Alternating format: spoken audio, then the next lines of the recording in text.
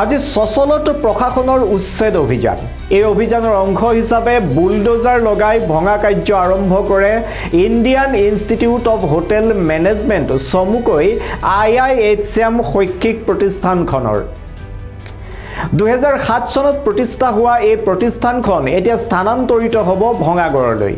এই উচ্ছেদ অভিযানত উচ্ছেদস্থলীত উপস্থিত থাকে মন্ত্ৰী জয়ন্ত মল্ল বৰুৱা, মেয়ৰ মৃগেন শৰণীয়া আৰু GMDৰ অধ্যক্ষ নাৰায়ণ ডেকা। আজি গুৱাহাটী মহানগৰীৰ যি বানপানীৰ সমস্যা, এই সমস্যা নিৰাময়ৰ কাৰণে আমি শিলহাকৰ অৱস্থিত এই ধৰণৰ যিকেইটা ইনষ্টিটিউট বা বিভিন্ন ধৰণৰ অনুষ্ঠান আছিল, এই অনুষ্ঠানখিনি একেলগে ইয়াৰ পৰা স্থানান্তৰৰ কথা পৰ্যায়ক্ৰমে আমি এটা এটাকৈ স্থানান্তৰ কৰি ভাঙি গৈ আছোঁ।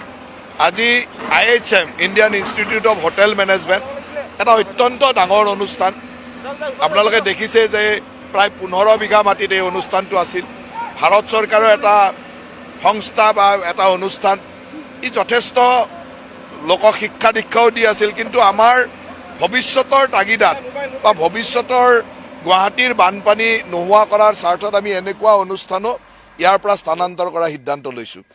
আৰু এই সিদ্ধান্ত মৰ্মে এতিয়া আমি অস্থায়ীভাৱে GS ৰোডত আমাৰ ইণ্ডাষ্ট্ৰি ডিপাৰ্টমেণ্টৰ এটা ঠাই তেওঁলোকক দিছোঁ। তেওঁলোকে তাতে ইনষ্টিটিউটখন শ্বিফ্ট কৰিব আৰু তেওঁলোকৰ থকা হোষ্টেলৰ কাৰণে আমি আমাৰ যি গেমছ ভিলেজত আমাৰ GMDৰ ফ্লেট আছিল সেইখিনি আমি তেওঁলোকক দিছোঁ। এতিয়া টেম্পৰেৰী বা অস্থায়ীভাৱে তাত এই ইনষ্টিটিউটখন চলি থাকিব। আৰু সোণাপুৰত তেখেতসকলক আমি মাটিও এলটমেণ্ট দিছোঁ। আৰু আমি চৰকাৰে তেওঁলোকৰ যিখিনি ইনফ্ৰাষ্ট্ৰাকচাৰ বনাই দিব লাগিব সেইখিনি আমি চৰকাৰৰ পৰা বনাই দিয়াৰ কথাও কৈছোঁ। কিন্তু যিহেতু গুৱাহাটীৰ বানপানীৰ স্বাৰ্থত, অন্ততঃ কৃত্ৰিম বানপানী নোহোৱা কৰাৰ স্বাৰ্থত এই শিলহাকোখন আমি বহল কৰিব লাগিব।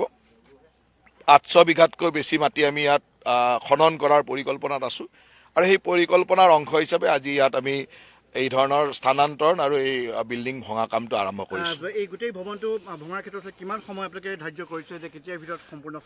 ভাঙিবলৈতো বহুত বেছি সময় নালাগিব, কাৰণ এতিয়া তেওঁলোকক শ্বিফটিং কৰি থাকিব, আমি ভাঙি গৈ থাকিম। আজি আমাৰ এইটো যিটো আমাৰ মানে ক্লাছৰুমটো আজি ভাঙা আৰম্ভ কৰিছোঁ। এইফালে হোষ্টেল আছে, কোৱাৰ্টাৰ আছে, একাডেমিক হেৰি আছে। এই গোটেইখিনিয়ে পৰ্যায়ক্ৰমে 15 বিঘা মাটিত এই গোটেই অনুষ্ঠানটো আৰু যথেষ্ট পৰিমাণৰ বিল্ডিং আপোনালোকে দেখিছে যে আটাইতকৈ ডাঙৰ অনুষ্ঠান এইটোৱে আছিল।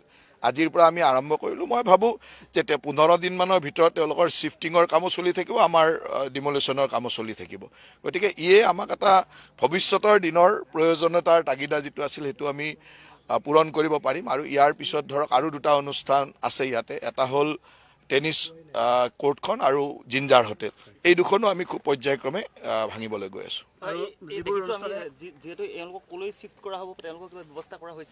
ইতিমধ্যে IHMখন আমি মানে খ্ৰীষ্টান বস্তি আমাৰ GS ৰোডত আমাৰ ইণ্ডাষ্ট্ৰি ডিপাৰ্টমেণ্টৰ বিল্ডিং এটা আছিল আৰু প্ৰথম IHM তাতে আৰম্ভ হৈছিল। আমি তালৈকে শ্বিফ্ট কৰিছোঁ তেওঁলোকৰ মানে ক্লাছৰুম বা একাডেমিক কামখিনিৰ কাৰণে। আৰু হোষ্টেলৰ কাৰণে আমি গেমছ ভিলেজৰ যি আমাৰ GMDৰ ফ্লেট আছিল, সেই GMDৰ ফ্লেট 19টা তেওঁলোকক ইতিমধ্যে আমি দিছোঁ। তাত হোষ্টেলৰ ল'ৰা ছোৱালীখিনি থাকিব। আৰু তেখেতসকলক আমি সোণাপুৰত 30 বিঘা মাটি দিছোঁ।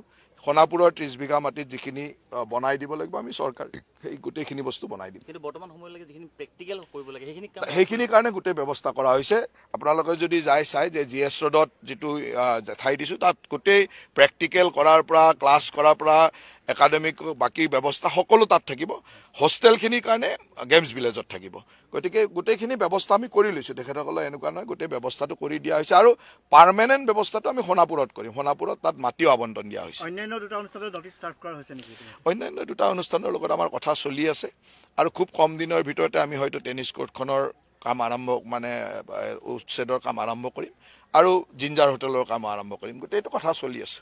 গতিকে শিলহাকো বিলৰ যিটো বিলখন যিটো যথেষ্ট ডাঙৰ আৰু দীৰ্ঘ এটা বহল এটা অঞ্চল যিহেতু এনেধৰণে দখল হৈ আছিলে, গতিকে অন্যান্য কেনেধৰণৰ পদক্ষেপ ল'ব শিলহাকো বিলৰ? শিলহাকো বিলৰ এই গোটেই অঞ্চলটো খালী কৰাৰ পিছত আমি যিখিনি অঞ্চল পুৰণা শিলহাকো আৰু গোটেই অঞ্চলটো মিলাই নতুনকৈ আমি যিখিনি সংযোজন শিলহাকো প্ৰকৃততে শিলহাকো এই গোটেইখিনি খান্দিলে প্ৰায় 800 বিঘা মাটিৰ এটা জলাশয় হ'ব। আৰু এই 800 বিঘা মাটিৰ জলাশয়টো খান্দি আমি তাক দ কৰা আৰু ইয়াৰ পৰা গোটেই বস্তুটো খান্দি আমি ওলাই নিয়াৰ পৰিকল্পনা কৰিছোঁ। হয়তো এই বছৰ এই খৰালি মাহতে আমি কৰিব লাগিব, বাৰিষাৰ টাইমটো পাৰ হোৱাৰ পিছতে এটা খৰালিতে কৰিব লাগিব, কিয় নহ'লে পিছত আকৌ পানী সোমাই গ'লে আকৌ কৰিবলৈ অসুবিধা হ'ব। তেনেকুৱা এটা পৰিকল্পনা ৰাখিছোঁ। কেন্দ্ৰ চৰকাৰৰ সাহায্য আমি আশা কৰিছোঁ।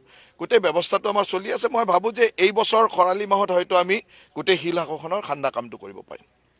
আৰু দুটামান প্ৰতিষ্ঠান আপুনি আজি ঠাই ভ্ৰমণ কৰিব, কেনেধৰণৰ পদক্ষেপ?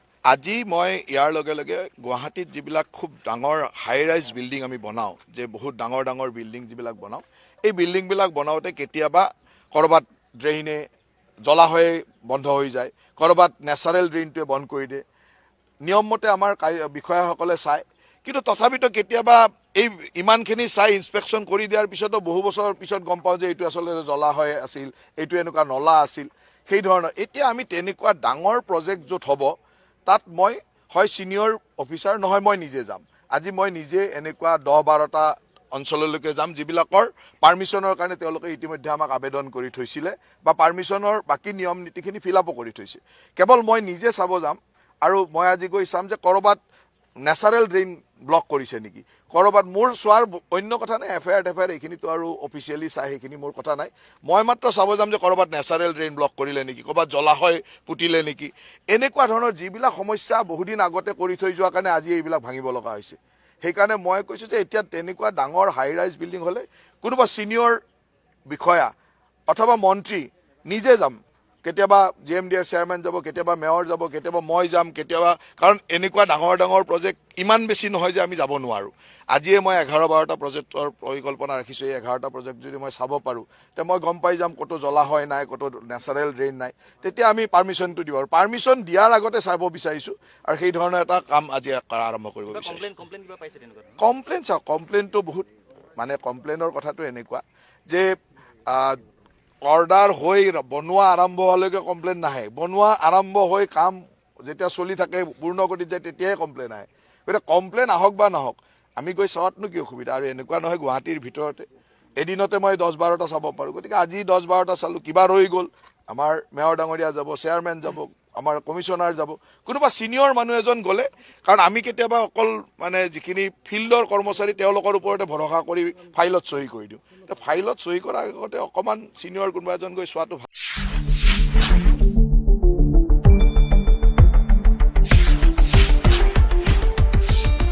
শুদ্ধ আৰু বিস্তৃত বাতৰিৰ বাবে চাই থাকক নিউজ ডেস্ক ৰিপৰ্ট।